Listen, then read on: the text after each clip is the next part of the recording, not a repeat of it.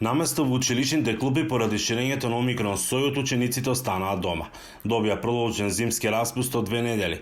Во меѓувреме, од граѓанската иницијатива која се залага за промена на ковид протоколите во образованието, остануваат на ставот употребата на маски да биде по избор на родителите, а не да е задолжителна, како што е тоа сега случајот. Повеќе така што нашата иницијатива се залага и ќе успее во тоа да ги отстрани маските во училиштата, доколку одредени родители поради страф или поради било која друга причина сметаат дека нивните деца треба да продолжат да ги носат маските, нека ги носат. Сметаат дека долготрајното носење на маски представува закана по здравјето на децата од било кој аспект. Петковски вели дека иако не стои во протоколите, во голем број на училишта се употребуваат маски и на часовите по физичко воспитување. Јас сум личен пример каде што моето дете користи маска на физичко воспитување. Дечињата не се свесни колку кислород губат, тие оние работи кои што треба да ги исфрлат преку белите дробови ги задржуваат во маската и повторно ги вдишуваат. Затоа имаме се поголем број на пневмонии, бактериски инфекции. Искуството на професорите вели дека е многу тешко да се држи настава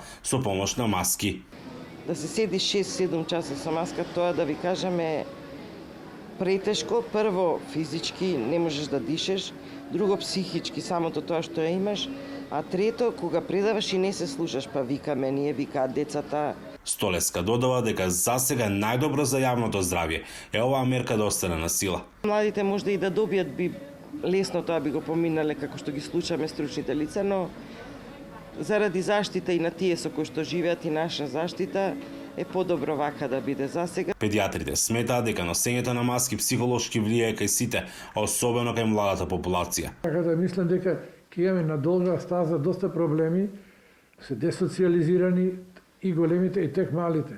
Меѓутоа, немаме друг начин како да се заштитиме, колку толку маската е еден баланс кој што прави равнотежа да не дојде до инокулација на вирусот во човечкото тело.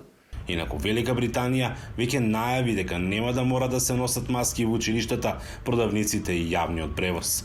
Од Охрид за Гласот на Америка, Мики Трајковски.